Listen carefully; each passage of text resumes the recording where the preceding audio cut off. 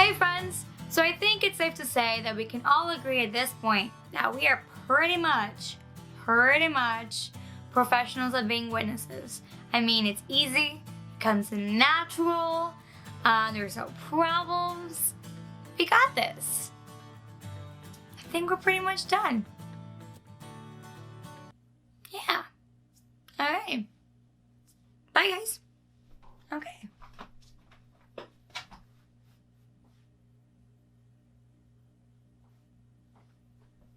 Yeah, so the thing about that is that no matter how much we embrace being a witness, there are always going to be challenges. There will be fears and persecutions and sacrifices. I mean, if we're willing to love and be a light in the world and to other people, then that makes us vulnerable. So kind of behind the scenes here when we're talking about who should we talk to about this? Who is someone that experiences challenges every single day as they share the gospel? And I kind of just, I knew who we should talk to.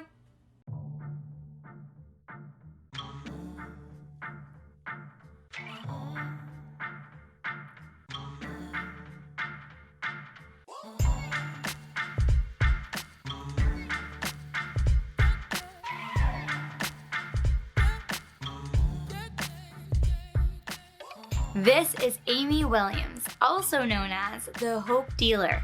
She works with youth and gang intervention and prison ministry. I first met Amy a few years back at a conference that she was speaking at, and we had the chance to kind of talk afterwards, and we really hit it off, and we've been kind of in touch ever since, and she's fantastic, and I'm so excited to see her, and trust me guys, you're going to love her. Kelly? Hey, Amy! Hi! Welcome to my Chicago. Thank you. Oh, I'm so excited to have you here. Oh, thank you. It's been Welcome. years. To my city. Oh. Isn't it beautiful? Yes, I love being on your turf, girl. Yes. And this is one of my favorite places to be in. I take everybody that comes here because you get to see the beauty and the grandeur of the city. Yeah. But what a lot of people don't then continue to do is to look deeper into the stories behind the city. Looking beyond, right? Right. A lot of people just kind of see this. This is Chicago, but this is just a little bit of what Chicago is. And I'm excited to show you more about Chicago. But this is a great place to kind of sit and pray and think and reflect a little bit. And reflect a lot. And I'm excited to kind of share with you a little bit about the work that I do. Yeah. And trying to impact the city that I just, I don't know, I just love my city. I just love Chicago. It's fabulous. So one of the things I remember that stuck out with everybody was your name, being the Hope Dealer. That's I'm such the a Hope cool Dealer nickname. to the dope dealer. Right? So they sling that dope and I sling that hope, and his name is Jesus. Oh, that's awesome. I think hope is one of the most powerful tools that God has given us, right? Because if you have hope, then you see a future for yourself. Yes. If you don't have hope, then what you do today doesn't matter. And so with a lot of the young people that I have, a lot of the young people that I work with, I'm constantly being challenged and pushed, working with kids who just have no hope, so they just don't care.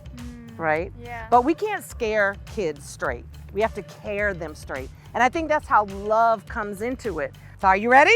I'm ready. All right, let's go into my city. All right, Let's hear the stories. Let's go. Let's go.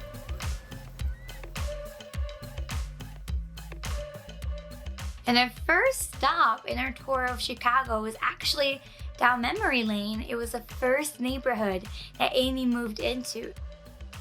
And I really wanted to know what that was like for her, taking that big first step. I mean, I used to be a youth pastor at a church here in Humboldt Park, but it just wasn't in my DNA to stay inside the walls, right? Like I couldn't mobilize the church to go out in the street and reach kids that were just hanging out or in gangs or doing whatever.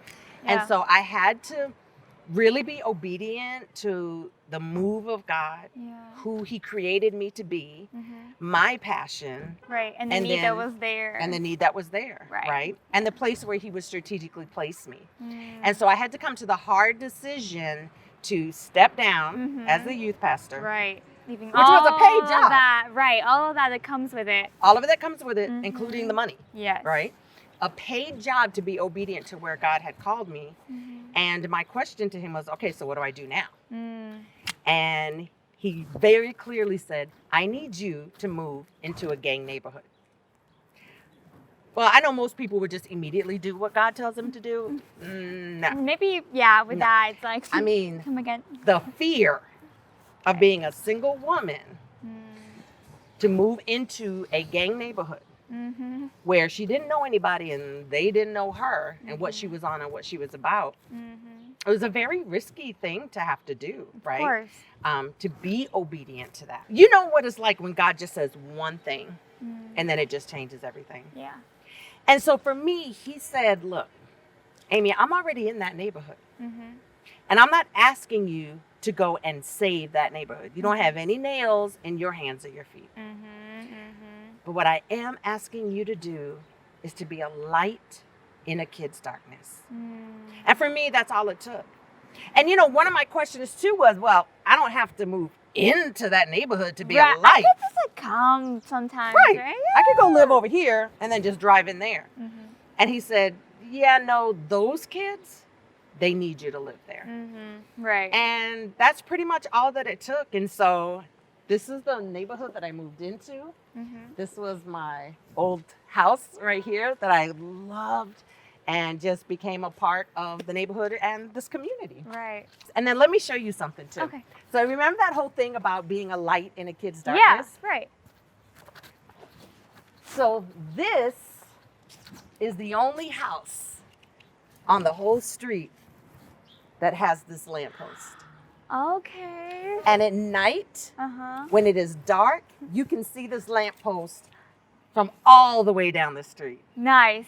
And for me, it was just a constant reminder that all he's asking me to do is to step out of my fear, be obedient, and to just be a light in a kid's darkness. He's going to do the rest. He's going to do the rest. That's cool. I'm just called to be a light. In the beginning, what motivated you? What motivated me mostly was that this was what God said to do. Right. And the belief that if he called me to this, right, that he already had a plan. Right. That he already had the victory. He already knew what he was doing. And every step along the way, he was going to be with me. Right? Now, again, that doesn't mean that sometimes I wasn't scared. Right. But that means that I had to push through the fear, knowing that this is what God called me to. And you know, what is the phrase in the Bible that is used the most? Fear not. Of course, yeah. And why does he repeat it a billion times? Because as humans... Yeah, the natural fear, right? That's what will keep us from doing God's will.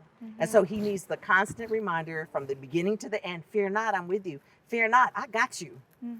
Why are you scared? Right? If I could do a remix of it, it would be fear not. It's like, why are you scared? Yeah. I got you. I'm right here. Right. I led you that way. Why are you afraid of where I'm going to take you? Maybe fear is a result of not really trusting God and not knowing your place in this world. Figure that out. My young people in the world, they don't have time for us to be fearful.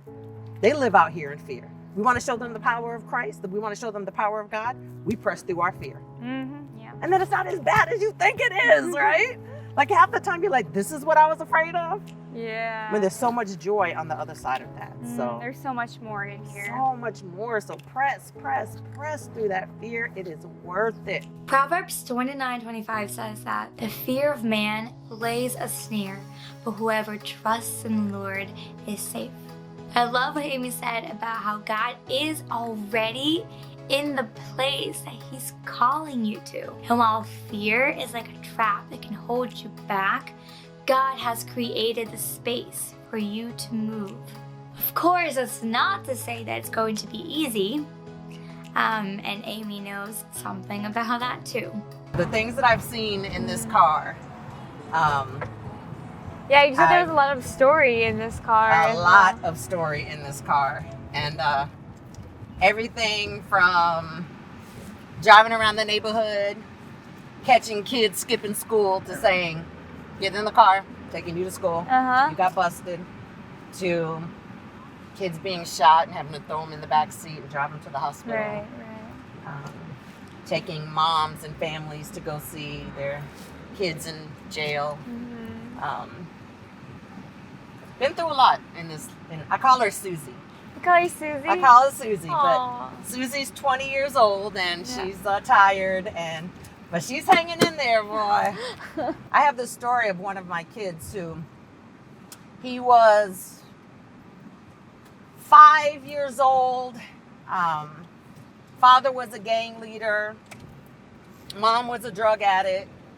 Was in the foster care system for years, being sexually abused and molested, physically abused and neglected, that he got to a point where he joined a gang for family and protection. He got his first court case when he was 10 years old.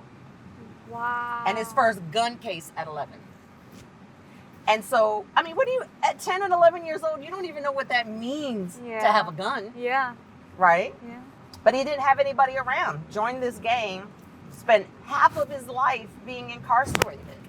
Like, how do you blame a kid for being led into that lifestyle when all he's ever known has been trauma, pain, just trying to survive? Right? That was my boy. We got him out of the gang. He eventually had a child. And we got him out of the gang, got his gang tattoos removed. He was beginning to teach and train with me. I mean, just once he was given hope and given an opportunity to do life different, and he saw life different, he was able to do different and have somebody walking alongside him. Was this Jonathan? This was my Jonathan. Yeah, he lost his life in a drive-by trying to help one of his friends who was in a gang, and the drive-by was actually intended for his friend, but it got him instead. And sometimes I just don't get, and I just don't understand the ways of God. I'll never understand why he took Jonathan when Jonathan was doing so good. But what I do know, and the only thing that brings me peace, is that I know Jonathan's soul is completely healed because he knew Jesus.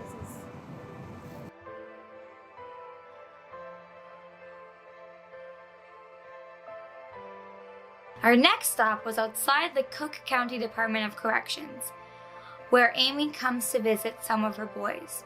And I wanted to know what kind of walls and pushbacks that she faces when she is being a witness.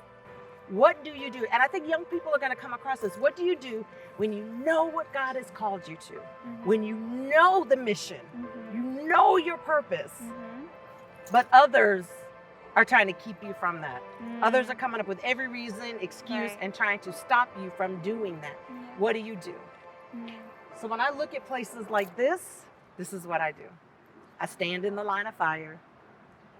I take the persecution, because at the end of the day, the blessing from that is transformed lives. It's not even about me. It's not about me. Jesus stood in the line of fire all the time. Jesus was persecuted all the time, and he still kept on mission. Right. He still kept doing what he was doing, but he did it because he loved us. So I love them. I'm going to stand in the line of fire.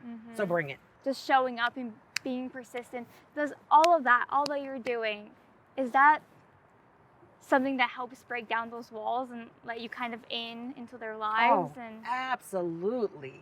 I mean, these kids are like, why would you even want to be a part of our life? And what they don't understand is that we're in this together. It's not they and them. Like, these young people are part of my community. They impact my community. They impact my world. And so being able to bring kind of the God that is way out here to be the God that is like right here. Right.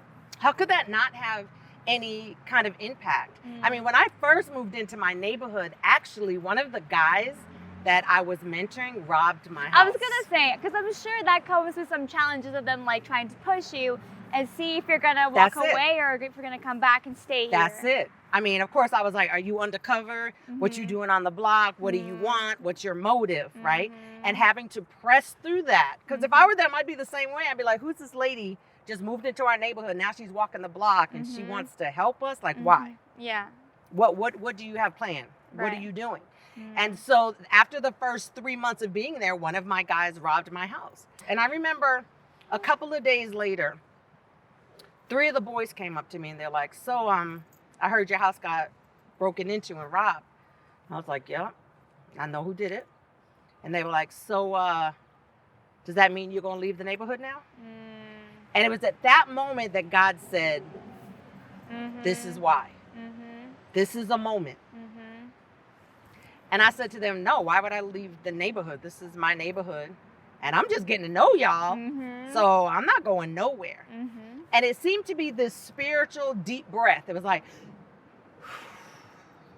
and then from there, like the boys knew that I was in. You mean it. And I was committed. Yeah. If we can rob her and she doesn't leave and she forgives us and she's still going to go straight in, like, we need to be paying attention to why she's here. There's something here. There's something here. Now, that doesn't mean that I wasn't traumatized. That doesn't mean that I didn't go around the block looking for dude. Like, you know, he was hiding from me. I went to his mama. I went to his gang leader. Like, I was looking for dude, right? Yeah. And I think that also, they were like, oh, she just ain't going to take this laying down. I'm like, try to rob me again, right? I was like big sister on the block. Like, nope. Nope, you can't get rid of me that easy. But so it's things like that where when I was visiting one of my guys who was locked up this week and we were talking, you know, and he was talking about a situation that's happening. He was like, I mean, and they were in our neighborhood. They came to our neighborhood. And I was like, yeah, it is our neighborhood, right? Like, I'm not a stranger in this. This is our neighborhood. And so... but you had to kind of earn that. I mean, you totally have to earn it. Like the right to just be respected, you know, and be seen as one of them is like you gotta earn that way in. And the key is not thinking that I'm coming in to save them and change them. We have a lot of the savior complex. Yeah. A lot of times when we try to be a witness. Yes. Right? Like we have the answers to everything. Yeah. We are healed and perfected. And now let me come into your space. And grace you with my presence. And grace you and thus be healed. Right. Right? Like I am a hot mess. I need Jesus too. Right? The difference between them being a hot mess and me being a hot mess is I have Jesus. They don't have Jesus yet, but we're still a hot mess together. Right. And you can never have a doctor-patient relationship if you want to build community. Because if I'm the doctor and you're the patient, that means you always have to be sick and I always have to be healthy. Because the minute you get healthy, you don't need me anymore. That's not building community. Right. Or relationship. Or relationship at all. And you know what? Sometimes I'm sick. Sometimes I need a doctor. Right? And sometimes though they are my healing. Wow. Right? Yeah. And Christ is our ultimate healing for all of that. So when we think about witnessing, we can't look at it as if we're coming to save a neighborhood. We're the doctor with the cure. It's more like we're all sick. We're in this world together. Here's my balm. This is the way I heal. And his name is Jesus. And I would love for you to try him. I would love for you to experience him. And maybe he'll be able to begin your healing process too. And let's heal together. And so I think we have to start looking at witnessing as something very different than what we have known it to be if we want real impact in our communities. Because it's more than just introducing people to Christ. Witnessing ultimately should be about the transformation and healing that people can receive through a relationship with Christ. And witnessing is them seeing it in us. Right. Right? Yeah. Seeing it in us and then saying, let me walk with you through your own journey of transformation. That's what witnessing is to me. Yeah. And that's what has helped me to be able to witness to these young people, is not being the answer to everything. I don't have the solution for everything. By being like, let's go figure it out. Let's go figure it out together. And what I'm gonna do in the process is I'm gonna love you. Yeah. And I'm gonna be consistent. That's how I do witnessing. And I've seen major transformation, not just in them, but in me as well.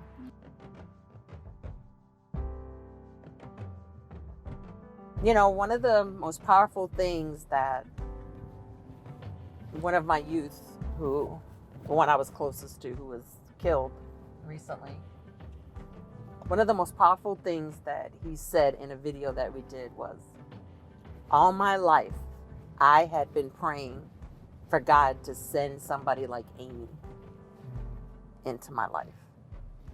There are people out there that are praying that God would send somebody like you into their life. And to let fear, disobedience, or how comfortable you are keep you from being the answer to somebody's prayer. Somebody's praying for somebody like you. How do you resolve not being that for somebody? How do you justify the no to God when somebody's praying for somebody to come into their life and be hope?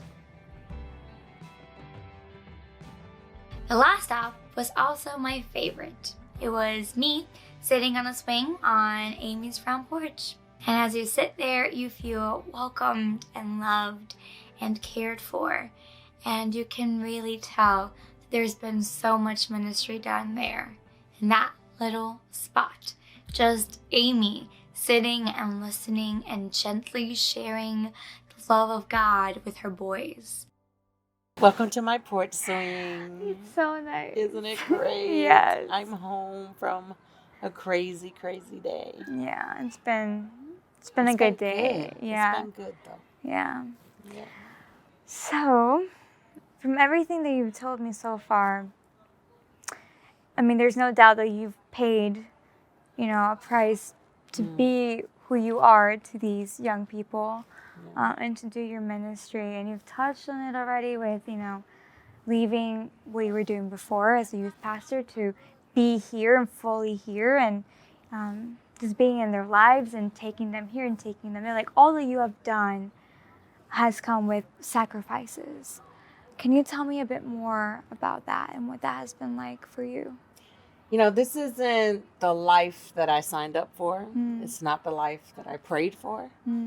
It's not the life that I went to college to get my undergrad and my master's degree. Right. Like, this so you envisioned, like, this is is nothing of what I've envisioned. And I mean, I would be lying if I didn't say sometimes I wrestle with that. I think one of my biggest sacrifices sometimes is my heart and how deeply that I love, because I knew you were going to say that. I have loved a lot. And I've loved really hard. Yeah. And I have loved some of my guys to their grave. Yeah. And the sacrifice is to still keep loving, knowing I know there's going to be more. Yeah. I know I'm going to bury more. So the sacrifice is not just my comfort, but also to continue making the choice to keep putting my heart out there and loving as deeply as I can for as long as I can to as many young people as I can, whether they survive it or they don't survive this life. It's not an easy...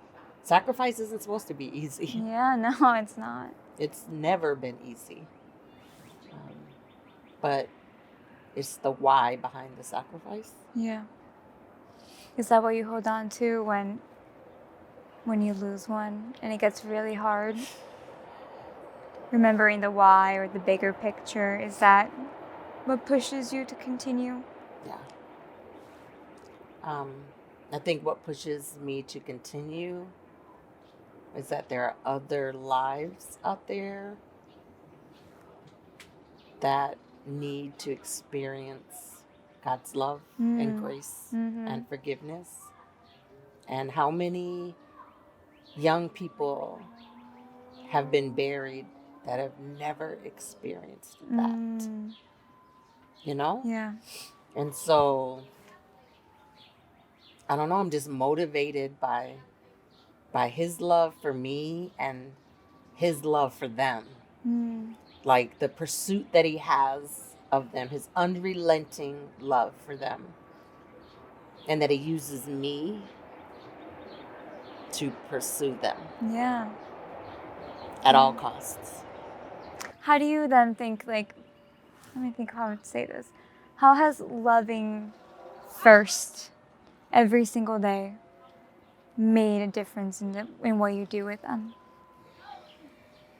You know, keeping that priority. Because I think that is the greatest need of all humans. Is to be seen. And after you're seen, like, to be loved. Yeah. Yeah. Right? And so, I mean, the truth is, it's not just their need, it's my need too. Yeah. You know, so I'm being the very thing that I too also need. Right? And I am also learning what it means to love and be loved by the young people that God has entrusted me with. Right? It's like this full cycle. And so, I don't know, you just see the greatest need and you just let God use you in that need. But in realizing that need is also my greatest need. Friends, you don't have to move into a gang neighborhood, but you are going to need to move closer to other people. And when we do this, we are going to face challenges. But at the same time, if we know the love of God, if our security is in our Savior, then we have to push through. Because anyone and everyone deserves to know that love and to have their security in Christ. I have learned so much on this journey we've been on. But I think now is time that we take it home. Ciao.